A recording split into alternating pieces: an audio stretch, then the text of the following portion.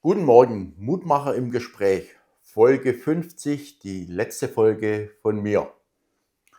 Heute darf ich euch vorstellen, meinen Sohn und Unternehmensnachfolger meiner Geschäftsanteile, mein Sohn Ingolf. Bitte Ingolf, stell dich mal selber vor. Ja, guten Morgen. Mein Name ist Ingolf Stuber. Ich bin jetzt 45 Jahre alt, bin glücklich verheiratet, habe 2 Kinder und bin jetzt schon seit 2012 im Unternehmen und, werde jetzt ab dem neuen Jahr, ab 1.1.2026 in deine Fußstapfen treten, in deine großen Fußstapfen. Gut. Also ich habe, viele denken, ich habe Fußstapfen hinterlassen. Ich bin aber der Meinung, dass jeder selber seine eigenen Fußstapfen ähm, gehen muss. Und ich bin da auch überzeugt davon, dass man in den ausgetretenen Fußstapfen, die muss man verlassen. Und du hast ja auch mit dem Dirk sicher über eine Vision schon mal geredet, wie es mit der Firma weitergehen soll. Und erzähl mal ein bisschen aus dem Nähkästchen. Ja, haben wir natürlich schon, drüber geredet. Wir haben uns auch, für 26 auch wieder Ziele gesetzt, die wo wir erreichen wollen. Aber im Großen und Ganzen müssen wir sagen, dass wir unsere Innovationen, die wo wir bisher jetzt, vorangetrieben haben, die wo vor allem auch du vorangetrieben hast, dass wir diese beibehalten wollen und also, wir wollen die unbedingt beibehalten und auch, ich sage mal, unsere Wurzeln, die wo wir im Spezialgerüstbau haben, dass wir dazu weiter stehen mit den ganzen Werten und alles, was wir bisher gemacht haben, die werden wir genauso weiter vorantreiben. Hm? Erzähl mal so ein Projekt, wo dir so im Herzen liegt oder dir und Dirk zusammen am Herzen liegen, ähm, wo du sagst, okay, das ist für uns jetzt ein technisches Projekt und dann mal so ein Werteprojekt. Ein technisches Projekt. Also technisch, haben wir ja die Herausforderung, mit unserer Kalkulation. Aktuell funktioniert das ja noch alles so, wie wir das bisher gemacht haben, dass wir unsere Projekte ordentlich kalkulieren und auch nachkalkulieren können. Aber in der Zukunft sieht das wahrscheinlich etwas anders aus, dadurch, dass die Software nicht mehr weiterentwickelt wird in dem Sinne. Und da müssen wir irgendwo versuchen, da jetzt was zu finden, dass wir dort auch für die Zukunft weiter an unsere Nachkalkulationen kommen, dass wir auch wissen, wo stehen wir denn, wie stehen wir denn mit den Projekten. Das ist von der technischen Seite her und von der Werteseite her auf alle Fälle, was uns auch oder was mir jetzt die letzte Zeit wieder bewusst geworden ist, das Thema Beziehung, das Beziehung zu unseren Mitarbeitern, die Beziehung zu unseren Kunden, dass wir dort praktisch wirklich unsere Wertschätzung, die wo wir haben zu unseren Mitarbeitern und unseren Kunden, auch von beiden Seiten gelebt gefühlt wollen. Jetzt bist du ja nicht auf 'n normalen Weg zum Gerüstbau gekommen und du hast es auch nicht in die Wiege gelegt bekommen. Erzähl mal deinen Werdegang, was du beruflich gemacht hast. Also ich habe vor kurzem auch einen Lehrer getroffen, der hat dann gesagt, ja, also der Ingolf war ja nicht der fleißigste, aber er hat es geschafft und er ist gut durch die Schule gekommen. Erzähl mal von deiner Schulzeit, von deiner Mhm. Ausbildungszeit, was du gemacht hast und wie du zum Gerüstbau gekommen bist. Hm. Da muss ich meinem Lehrer nicht Unrecht geben, weil in der Schule habe ich immer geschaut, dass ich immer so gerade so zwischendurch schwimme.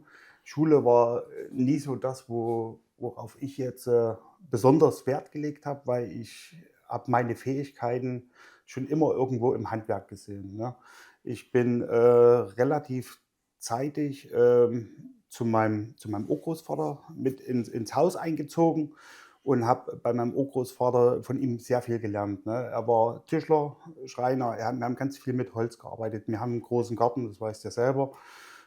Und da haben wir jetzt und da habe ich so viel gelernt, das ganze Handwerkliche mitgenommen und das war immer das, wofür ich gelebt habe, ne? Ich bin als kleiner Junge schon als Zehnjähriger bin ich losgezogen. Wir hatten viel Tiere, wie gesagt, auch in dem Garten mit drin, alles drum und dran.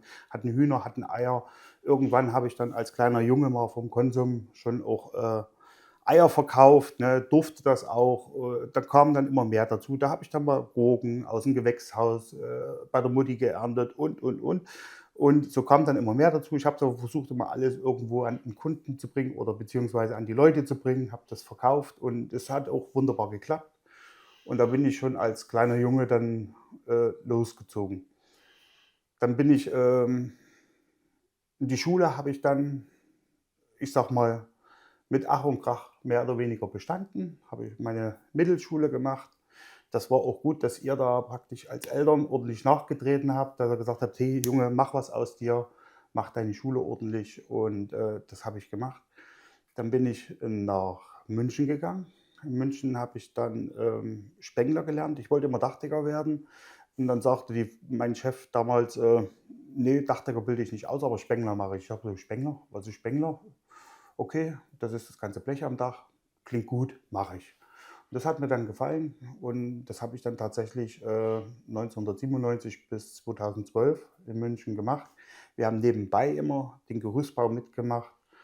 'N Gerüstbau hat mich auch schon immer fasziniert. Ich hatte natürlich durch dich auch immer schon auch Wurzeln mit im Gerüstbau, auch als junger Mensch, weil in meine Ferien bin ich in die Firma, habe Ferienarbeit gemacht und. Und, ja, bis du dann irgendwann mal gesagt hast, 2012: „Du, wie sieht's denn aus?“ Oder 2011 war das dann: „Wollt ihr nicht langsam mal wieder zurückkommen? Es wäre langsam Zeit“, ne? Wir sind so an dem Wendepunkt, wo wir sagen, du könntest, zurückkommen. Die Firma steht jetzt gut da, und wir könnten einsteigen. So bin ich ja dann 2012 zurückgekommen. War ursprünglich ja für den Bereich Frankfurt bestimmt. Dann hatten wir aber in Braunschweig hatten wir ja 'n jungen Meister, wo auch klar war, dass er irgendwann in sein väterliches Unternehmen zurückgeht. Der ist ja dann relativ schnell in sein väterliches Unternehmen zurück und damit war Frankfurt dann auf einmal vom Tisch und dann wurde es Braunschweig. Hm. Dann war ich ja in Braunschweig und habe in Braunschweig 4 Jahre lang die Niederlassung oder 3 Jahre lang die Niederlassung geleitet und bis dann der Punkt kam, wo wir gesagt haben: „Hey, jetzt brauche ich mal noch irgendwie einen Meister, weil sonst steht das Ganze ja dann auch auf der Kippe. Wie können wir dann die Tradition fortsetzen?“ Und dann bin ich ja in die Handwerkskammer gegangen, habe 2016 meinen Meister angefangen.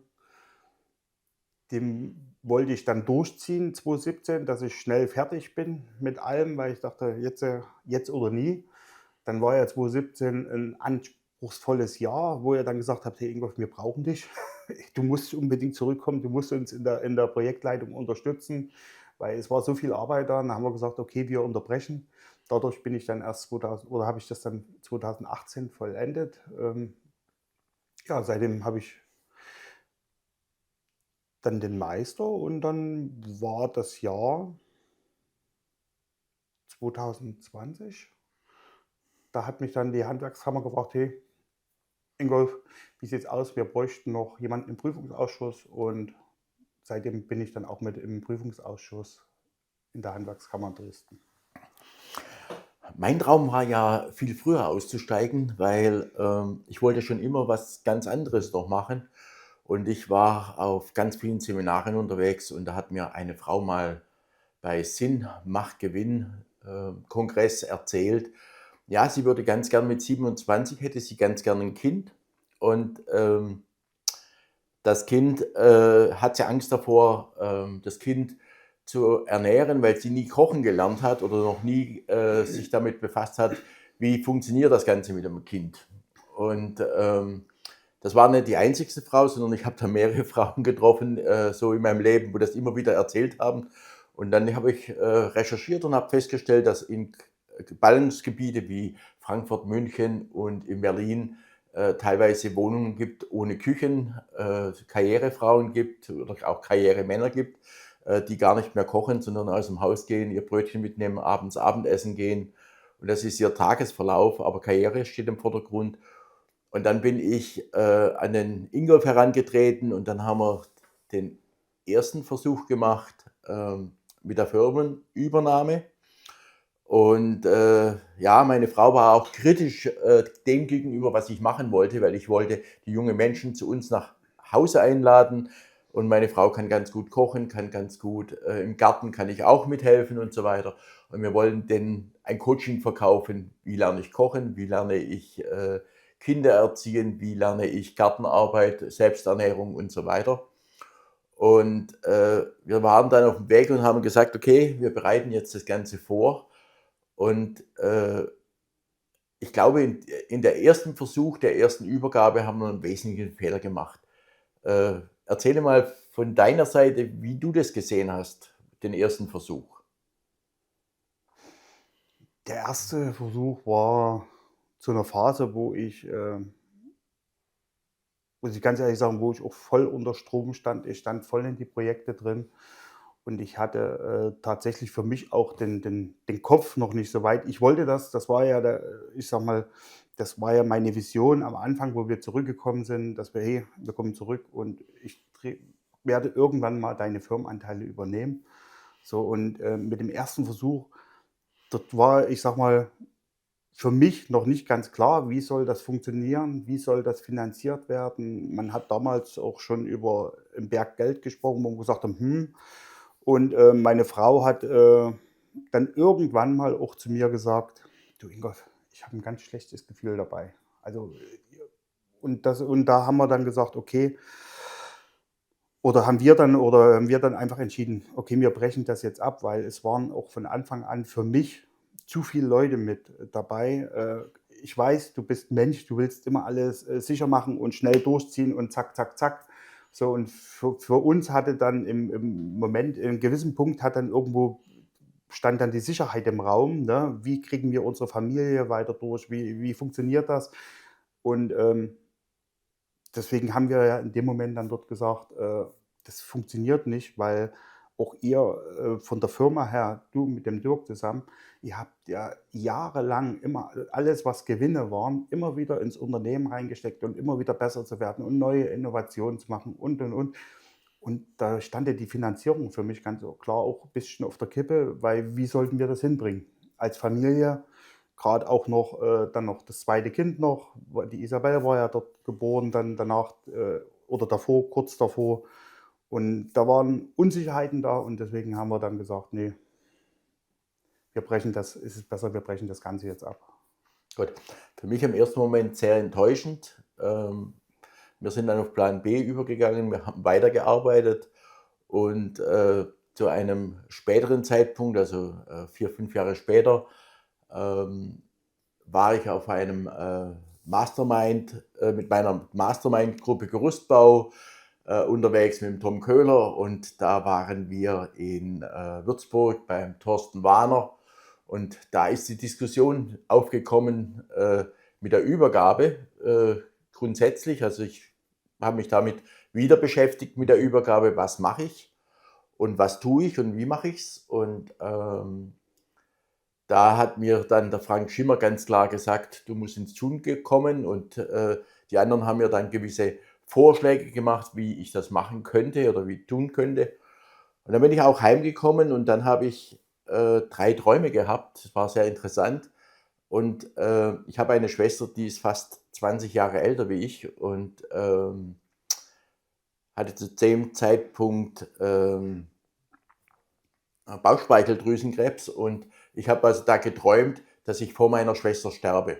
Und dann war für mich, weil ich in meinem Leben schon immer viel geträumt habe und viele Sachen sind so gekommen, ja, war für mich höchste Eisenbahn, Entscheidungen zu treffen. Und die erste war ja schon seit über 10 Jahren klar, dass der Ingolf in meinem Todesfall die Firma übernimmt, aber das wollte ich vorher regeln. Und da habe ich dann sie zum Gespräch genommen, die Ingolf und die Janine, und habe gesagt, es gibt 3 Möglichkeiten und 3 Möglichkeiten sind ganz einfach. Möglichkeit Nummer eins: ihr übernimmt, brauchen wir gar nicht reden drüber und ihr zahlt mir einen Kaufpreis, der angemessen ist. Äh, Nummer 2: ich steige aus als Geschäftsführer, bleibe Gesellschafter, das Unternehmen führt der Dirk alleine weiter. als Geschäftsführer und die Nummer 3 war, ich verkaufe meine Geschäftsanteile an jemand Fremdes und es kommt jemand Fremdes rein. Und ich habe euch ja zusammengesetzt und was habt denn ihr gedacht, wo ich dann gesagt habe, jetzt will ich die Entscheidung und nicht morgen früh, sondern jetzt sofort? Was haben wir da gedacht? Ich meine, wie gesagt, wir haben ja die ganze Zeit immer mal wieder drüber gesprochen, auch zu Hause, privat. Und wir waren uns da in dem Moment waren wir uns dann eigentlich einig. Dann habe ich mich ja mit Janine angeguckt und haben wir gesagt: „Los, komm, wir gehen den Schritt.“ Also, wir sind momentan gerade in der Phase, wo es uns, ich sage mal, relativ gut geht, ne? Es ist alles soweit in Ordnung, auch mit, unseren Kindern, mit Josephine auch, haben wir momentan einen sehr guten Lauf. Muss man ja dazu sagen, Josephine hat ja seit ihrem 7. Lebenstag noch ein Handicap und, da war auch nicht immer alles ganz klar und klar gibt es immer wieder Rückschläge. Aber wir waren in dem Moment haben wir uns angeguckt und haben wir gesagt: „Wir werden den Weg gehen.“ Und das haben wir der dann auch wirklich, gleich signalisiert. Und dann haben wir gesagt: „Ja, das Mhm. machen wir.“ Das war unsere Vision, wie wir zurückgekommen sind. Da haben wir gesagt: „Den Weg, den gehen wir.“ Wir wollen auch hier praktisch, unsere Zelte, sage ich mal, nicht wieder abbauen, ne? Also, wir sind ja nach 15 Jahren wieder nach Sachsen zurückgekommen, haben wir ein Haus gebaut, haben alles aufgebaut, haben ein Grundstück und dann haben wir gesagt: „Hm, wie geht's dann weiter, ne?“ Und wenn du die Zukunft mit weiter gestalten möchtest oder wenn du die Sicherheiten haben möchtest und Sicherheiten, weißt du, ist für mich ein bisschen immer, wichtig, dass wir 'ne gewisse Sicherheit haben, auch, grade wenn du einen neuen Gedanken hast, ne, und du sagst: „Hey, den Gedanken ziehen wir jetzt durch und das machen wir.“ Und dann sagst du ja immer: „Ja, du bist ja sowieso immer dagegen.“ Ne, ich bin nicht dagegen. Ich fange dann immer schon das Rotieren an und sagen: „Was könnte passieren, wenn?“ Ich versuche dann immer schon so die Sicherheiten ein bisschen abzustecken und zu dem Zeitpunkt war es 'n guter Moment, ne? Man hat Ihr habt hier in der Firma in der ganzen Jahre dann bis dahin habt ihr du und Dirk zusammen, ihr habt so viel geregelt, ihr habt die Verträge anders gestaltet und. Und das war ja dann in dem Moment klar. Und von daher wussten wir dann: „Okay, jetzt können wir den Schritt auch gehen.“ Mhm. Also auch nach diesem Mastermind-Zeit mit den Gerüstbauern, was ich mit Tom Köhler zusammen gemacht habe und dann auch später mit Andreas Ginger, war für mich auch klar, wir müssen hier im Unternehmen festlegen, wenn das laufen soll, dass wir gewisse Anteile aus der Firma nehmen. Das ist dann beim Notar festgelegt worden, mit Dirk zusammen und es war eine weise und weitreichende Entscheidung. Und für mich war dann klar oder für mich und Dirk war klar, wenn wir das Projekt dann durchziehen, dann nehmen wir einen Coach dazu, äh, der im Ingolf hilft, vom Mitarbeiter zum Unternehmer zu werden, weil es ist nicht grundsätzlich, dass man, wenn man vorher Mitarbeiter war, auch schnell Entscheidungen treffen kann oder man muss ja manchmal schnell Entscheidungen treffen. Man kann manche Entscheidungen aussitzen, das machen viele ganze Unternehmer. Die sitzen aus ihre Übergabe in die nächste Generation und irgendwann stellen sie fest, sie sind 75 oder älter und da gelingt es vielleicht nicht mehr. Und somit haben wir da Andreas Ginger mit reingenommen, der dich gecoacht hat jede Woche, um das voranzubringen. Und auf der anderen Seite haben wir uns gekümmert um die Finanzen. Das haben wir zusammen mit dem René Brix gemacht, der uns seit 20 Jahren in Finanzen begleitet, extern. Und wie ist 'n dir das gegangen jetzt so, wenn du so ein Jahr mal zurückblickst und die Entwicklung von 'nem Jahr wöchentliches Coach? Möchtest du das beibehalten oder sagst: „Den Scheiß mache ich nicht mehr weiter. Das hat mich genervt“, oder wie hast du Ne. das empfunden? Also, ich habe das sehr gut empfunden und, für mich verging das Jahr jetzt tatsächlich irgendwie, wenn ich überlege, jetzt ist in 'n paar Tagen Schluss oder ist es soweit? Wie auch immer, für dich ist Schluss, für mich ist es soweit. Äh, Ging das wirklich rasant, das ganze Jahr. Und, das Coaching hat mir geholfen, das hat uns geholfen. Das war auch gut, dass wir dann jetzt die letzten Runden auch gemeinsam mit dem Dirk zusammen noch mal da saßen, dass wir wirklich noch mal gesagt haben: „Wo wollen wir hin? Wie wollen wir das machen und wie wollen wir weiterführen?“ Und, definitiv werde ich auch, das mit dem Andreas. Den werde ich zukünftig auch als Mentor mit an der Seite weiter behalten. Das haben wir schon ausgemacht, aber nicht mehr wöchentlich, sondern zweiwöchentlich. Und auch fürs Team. Wir haben ja den Andreas ja auch ins Team mit reingeholt und haben gesagt, hey, wir müssen unser Team weiterbringen. Und auch dort werden wir weiter dran arbeiten. Mhm. Wenn du jetzt so die Zukunft anschaust, momentan ist ja die Bauwirtschaft so am gewissen Tiefpunkt. Ich habe das mehrfach erlebt. Ich habe das also 1988 in München erlebt. Ich habe das 1998 erlebt. Fast, sagen wir so, irgendwann mal in den 2000er Jahre nochmal.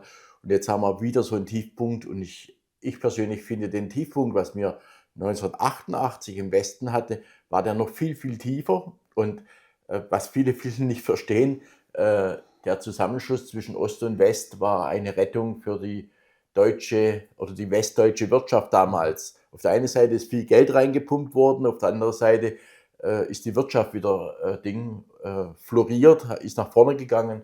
Und was wir Deutsche einfach oftmals vergessen, wir müssen uns auf das konzentrieren und auf unsere Wurzel konzentrieren und sagen, was haben wir alles nach dem Krieg geschaffen, Ost wie West. Ja? Und wir haben auch einen Zusammenschluss geschafft zwischen zwei unterschiedlichen Völkern, die einen im Sozialismus, die anderen in der Demokratie, und wir haben beides zusammenbekommen und haben ganz viele Sachen geschafft. Und jetzt, wenn du jetzt mal so den Weg für die Zukunft für dich anschaust, wo würdest du denn sagen, wo würdest du gern in 5 Jahren stehen mit der Firma? Gute Frage. Also auch in 5 Jahren sehe ich uns immer noch in der Vorreiterrolle im Spezialgerüstbau, weil wir dafür auch alles Mögliche tun und auch tun werden, damit es weitergeht. Auch wenn es jetzt gerade wirtschaftlich, auch durch die Medien viel propagiert, bergab geht. Es kommt der Wendepunkt und an dem Wendepunkt musst du startklar sein. Da musst du dastehen und da musst du Gas geben. Und daraufhin tun wir uns vorbereiten und wir warten aber auch diesen Wendepunkt einfach nicht ab, sondern wir geben auch immer weiter Gas, dass Ja. wir Dann sag mal so, wir machen ja oder wir haben jetzt in der Vergangenheit ganz viel in Ausbildung von Gerüstbauern gemacht. Wir haben eine Talentschmiede aufgebaut, wo andere Gerüstbaubetriebe oder Söhne und Töchter bei uns reinschnuppern dürfen und schauen dürfen, was wir machen bei Gemeinhart, und wollen das in die Welt tragen, dass andere Betriebe daraus profitieren. Und wo würdest du jetzt den Schwerpunkt hinlegen die nächsten Jahre? Würdest du sagen, okay, wir müssen oder ihr müsst beide noch andere Schwerpunkte finden? Wo würdest du die festlegen, diese Schwerpunkte? ganz klar, auch durch unser letztes Temposeminar, was wir jetzt die letzten 3 Tage hatten, kam für uns ganz klar raus, also für den Dirk genauso wie für mich, dass wir gesagt haben, wir haben einfach definitiv ein Problem Verkaufen. Ne? Wir verkaufen an unseren Kunden, was unsere Stammkunden sind. Das läuft alles super. Da haben wir einen super Kundenstamm uns aufgebaut. Wir haben ein super Verhältnis zu unseren Stammkunden. Doch wir haben ein Problem in Neukundenakquise. So, und dafür haben wir ja aber auch letzten Monat gerade noch den Vertrag unterschrieben mit dem Stefan Rabenglück, der wo uns praktisch einen Vertrieb aufbaut. Dass wir wirklich einen Vertrieb aufbauen, dass wir dort da noch mal ein, 2 Leute zusätzlich einstellen, die wo rein nur Vertrieb für uns machen. Somit können wir in der Bauleitung oder Projektleitung, da können sich die Projektleiter genau auf ihre Projekte konzentrieren und im Vertrieb wird, ich sage mal, von anderen Team organisiert. Ne? Ich meine, in dem Moment, wenn dann der Schwungumbruch ist vom Verkaufen ins Projekt rein, übernehmen dann wieder die Projektleiter, aber vorab machen das praktisch im Vertriebsteam. Hm.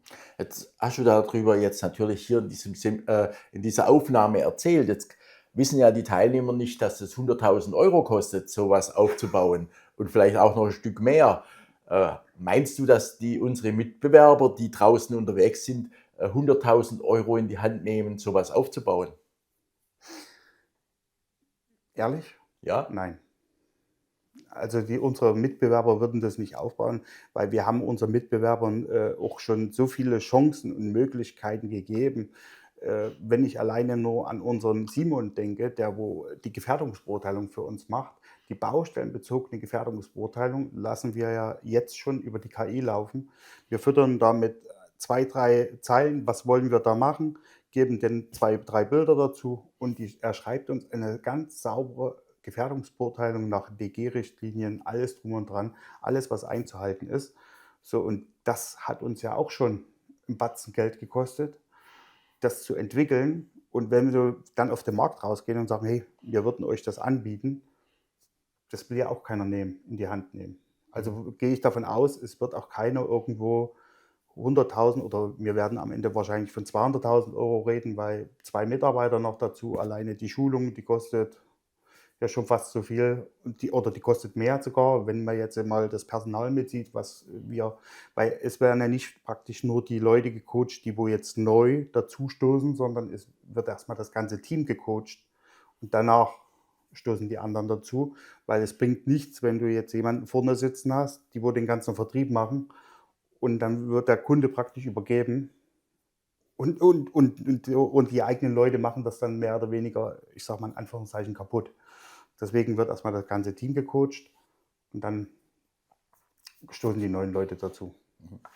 Jetzt ist ja so, wir waren ja äh, die Tage vor Weihnachten noch bei der Firma Leier in Eibensbach. Und in Eibensbach habe ich 1977 meine Ausbildung begonnen bei der Firma Leier. Und wir haben also äh, mich verabschiedet bei der Firma Leier in Eibensbach, bei der Caroline Langer und beim Georg Leier.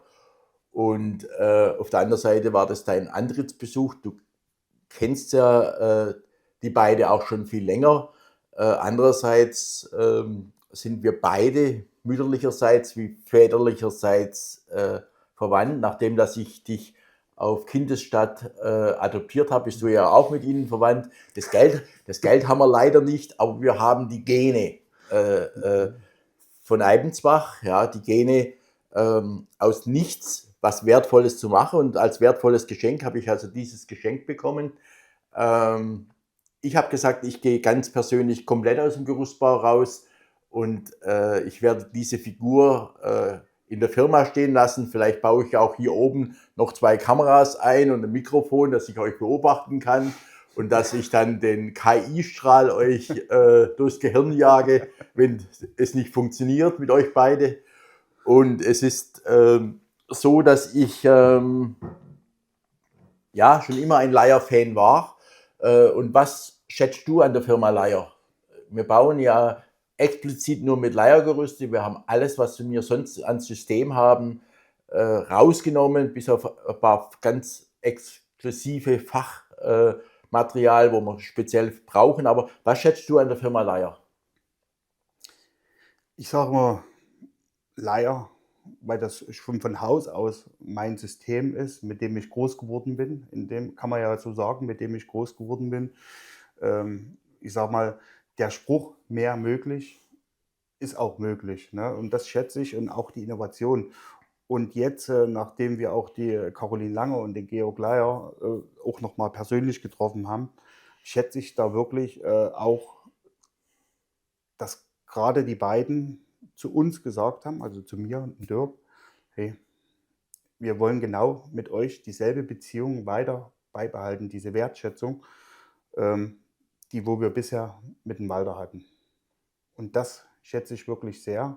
Und auch die Firma Leier. Sicher macht die Firma Leier hauptsächlich ihr ganzes Gerüstsystem und schwenkt nicht um wie andere Unternehmen, nehmen das noch dazu und das noch dazu. Aber sie machen mit dem, was sie haben, viel möglich oder nach ihrem Slogan mehr möglich. Hm. So, jetzt habe ich ja mit Dirk zusammen haben wir ja 2 Bücher geschrieben. Mutmacher, das Praxishandbuch von 2 verrückten Unternehmer und oder 3 Bücher haben wir insgesamt geschrieben. Dann Mutmacher, das Praxishandbuch von 5x5 Gründer und Gründerinnen. Da haben wir 25 Gründer und Gründerinnen mitgenommen. Und dann haben wir noch mal ein ganz kleines Buch so geschrieben für unsere Kunden. Mutmacher, das Leben, haben Geschichten aus dem Leben erzählt. Und jetzt bin ich hergegangen und habe gesagt, okay, ich mache zum Ende meiner Zeit, über meine Zeit im Berufsleben nochmal so ein kleines Buch, äh, gut gerüstet. Der Titel kommt vom Dirk. Der Dirk, also wir haben den Vorschlag bekommen und Dirk hat gesagt, das ist ein ganz toller Titel und gut gerüstet, mein Leben zwischen Baustelle und Bibel, und das erzählt so über meinen Glauben, wie ich dazu stehe, wie mich mein Glauben nochmal verändert hat ab 2012. 2012 hatten wir ja von 2010 bis 2012 hatten wir ein Krisenjahr, wo es ganz steil nach unten gegangen ist, wo wir Privatvermögen nochmal nachlegen mussten, dass wir eine Insolvenz äh, umgangen sind, wo uns aber auch Menschen geholfen haben, wo wir die einfach gefragt haben, können wir noch mal Geld von euch haben? Zum Beispiel auch der Herr Gemeinhardt Senior, der leider jetzt verstorben ist. Der Heinrich Gemeinhardt hat uns da noch mal finanziell geholfen. Ähm, Auch der Diethelm Wagner hat uns von Wilsdruff hat uns finanziell noch mal geholfen, um da durchzukommen durch die Krise. Und das Buch habe ich dann jetzt rausgebracht, und ich habe dich und deine Frau und auch Dirk gefragt, ob ihr einen Gastbeitrag schreibt. Und was hast denn du da empfunden, wo ich auf dich zugekommen bin und habe gesagt, hier, schreib mal einen Gastbeitrag zu dem Thema. Ganz klar, Dankbarkeit. Dankbarkeit und Wertschätzung, äh, das habe ich empfunden und, so habe ich auch, du weißt ja, ich habe nicht den Glauben, den wo du hast. So, aber ich habe meinen eigenen Glauben und den Glauben habe ich gefunden und und auch an das, was ich glaube, das ist für mich, wichtig und, das ist das, worüber ich hier gesprochen habe, weil die Werte, die wo in den Glauben stecken, die sind gemeinsam kompatibel, ja? Und deshalb habe ich hier einen wunderbaren Gastbeitrag geschrieben. Gut. Das Buch gibt es also jetzt für 10 Euro in allen Verlagen, alle Buchhandlungen könnt ihr das kaufen. Und weil ich ein Mensch bin, der nie aufhören kann, bin ich gerade dabei, das neue Buch zu schreiben. Es wird heißen, immer gut gerüstet, die Nachfolge.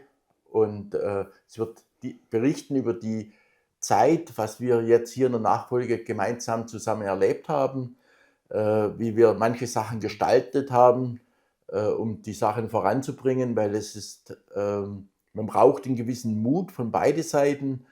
Ähm, einen Mut von beiden Seiten. Der eine muss vorangehen und muss sagen, ich mache. Ja?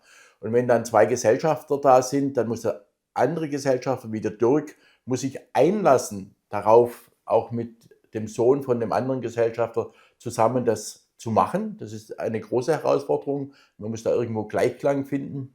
Wir haben uns vorher blind vertraut. Der eine hat das gemacht, der andere hat das gemacht. Und für mich war dann auch klar, ich mache dann was anderes, was ganz anderes. Ich steige komplett aus dem Gerüstbau aus. Daran glaubt keiner daran. Da glaube ich viel mehr daran wie alle anderen. Ich habe eine Firma gegründet, die heißt Top Mastermind, und ich werde Mastermind-Gruppen aufbauen mit Industrie und Handwerker, nicht mit Gerüstbauer, das möchte ich dazu sagen, ausdrücklich, weil ich ja das vorher mit dem Tom Köhler zusammen gemacht habe, mit dem DIHZ zusammen. Und in meine Rolle ist dann der Andreas Ginger mit reingegangen, und die zwei leiten das DIHZ, die Mastermind-Gruppen Gerüstbau weiter. Und da kann ich auch jedem Gerüstbauer inspirieren, da hinzugehen. Und alle anderen dürfen gern zu mir kommen. Das mache ich mit der Joanna Miglitz zusammen. Die kenne ich schon ein paar Jahre. Wir werden zusammen Mastermind-Gruppen aufbauen, die sich kollegial beraten, die sich weiterentwickeln. Und ich brauche da Firmen, die heute schon Leuchttürme sind, aber noch nicht in der Gesellschaft blinken. Ja? Blinken heißt, ich möchte einfach viel besser werden wie andere Unternehmen. Ich möchte Vorbildunternehmen werden. Ich möchte Wertschöpfung machen, aber gleichzeitig möchte ich das, was ich wertschöpfe, auch im Gemeinwohl unterbringen. Ich möchte nicht nur sagen, ich möchte Geld schöffeln bis zum Ende meines Lebens und ich möchte im Gemeinwohl was machen, ich möchte Mhm. Vereine unterstützen, ich möchte Startups unterstützen, junge Unternehmer, die vorwärts kommen möchte ich mit dem Gemeinwohl unterstützen. Und das ist so ein Herzensanliegen an mich. Und jetzt darfst du bitte mal so einen Schlusssatz für dich bringen, wo du sagst, okay, das hat mich die ganze Zeit jetzt bewegt in dem Interview oder das möchte ich gerne dir noch sagen. Grade habe ich noch dran gedacht, eigentlich startest du, was bewegt dich, frühs aufzustehen, ne? So, und was was treibt dich an, frühs aufzustehen? Ich sage mal, früh aufzustehen ist, für mich, meine Frau würde jetzt sagen, das Nutella-Brötchen, ne? Aber für mich ist es nein, für mich ist früh aufzustehen, ich stehe nicht ganz so früh auf wie du. Ich brauche früh nutze ich die Zeit, liegt noch 'n bisschen länger, aber dann treibt mich natürlich auch an, so diese was erwartet mich den Tag? Das treibt mich an. Was kommt heute auf mich zu? Du hast 'n gewissen Plan, was du machen willst. Der Tag ist, sage ich mal, schon strukturiert, aber es kommen ja immer wieder neue Sachen dazu. Und das ist das, was mich auch antreibt, wo ich sage: „Hey, hier kommen wieder Sachen, die musst du lösen, die darfst du lösen, die muss ich lösen, die darf ich lösen.“ Das ist ganz wichtig und oder ich darf jemandem helfen, dabei die Sache zu lösen. Das ist das, was mich antreibt. Ich habe jetzt auch wieder die letzte Zeit also, ich habe ja auch dieses sogenannte Helfersyndrom, ne? Also, man möchte immer anderen Leuten irgendwo bei etwas helfen. Und genauso ist es auch, wenn ich so betrachte mit unseren Kunden zusammen. Wir helfen ja unseren Kunden. Wir helfen unseren Kunden, eine Lösung zu finden, wenn die irgendwo nicht, weiter wissen, ne? Sie wissen: „Ich muss da ran, ich muss da was machen, aber wie mache ich das?“ Und dann helfen wir unseren Kunden. So, und dieses Helfersyndrom, das ist natürlich auch, ich sage mal, das liegt auch ein bisschen in den Genen, ne? Wir haben beide sind wir so groß geworden, dass wir, ähm, helfen. Du hast auch von Anfang an dieses, ich sage mal, Helfersyndrom. Ne, wir helfen in der Familie, wir helfen untereinander. Man ist immer am Helfen. Und das ist auch ein Punkt, wo ich sage, hier möchte ich da möchte ich auch nicht loslassen, ne? Selbst wenn ich jetzt dafür in gewissen Punkten manchmal auch keine Dankbarkeit bekomme, ne? Das ist ja auch für dich so ein Punkt, wo du sagst: „Hey, hier mir fehlt manchmal Dankbarkeit, Wertschätzung“, aber die Wertschätzung ist da. Man muss sie wir sind sowieso Männer, wir drücken uns sowieso anders aus. Ich sage mal, gegenüber unseren Frauen würden wir uns anders, dankbar schätzen. Da bringen wir mal einen Strauß Blumen mit und da wissen sie: „Hey, der ist dankbar.“ Ne? Und wir als Männer, wir sagen: „Danke, dass du das gemacht hast.“ Und oftmals im Alltag, überhört man das ja auch. Und ich weiß nicht, ob dir das aufgefallen ist. Ich habe die letzte Zeit versucht, wenn ich zu dir irgendwie „Danke“ gesagt habe oder irgendwie: „Das hast du gut gemacht“ oder „Dank dir“, ich habe das dann im Nachgang habe ich dir das noch mal irgendwie geschickt und habe gesagt: „Hier, ich bin dir dankbar dafür“, dass man das auch wirklich dann noch mal hört und spürt. Also, das habe ich schon gemerkt, ja. Ähm, Das ist auch für mich so ein ganz wichtiges Thema geworden die letzten Jahre, Dankbarkeit. Und das möchte ich auch so meinen Berufskollegen mitgeben. Am Ende nimmt keiner von euch was mit. Ihr seid alle nackt gekommen. Der eine ist erwartet worden, der andere hat man gesagt, ja, das Baby ist nicht erwartet Mhm. worden. Das war vielleicht ein Fehler. Aber in der Regel wird von einer Mutter das Kind erwartet und ihr werdet später irgendwann im Leben mit dem gehen, was ihr am Leib habt, mit nichts werdet ihr gehen. Und ich glaube, man muss eins erkennen, man muss am Ende seines Lebens oder seines Berufslebens nicht die Firma vergolden wollen. Und man muss sagen, okay, ich muss das so übergeben, dass mir das Finanzamt keinen Strick dreht, dass mir das Finanzamt sagt, okay, ich habe keine Schenkungssteuer gemacht oder was geschenkt.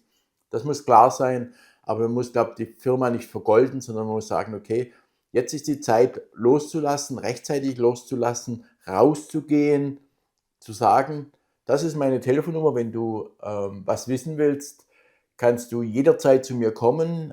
Ich unterstütze dich, ich helfe dir, aber ansonsten mische ich mich in euer Geschäft, was ihr macht, mische ich mich nicht ein.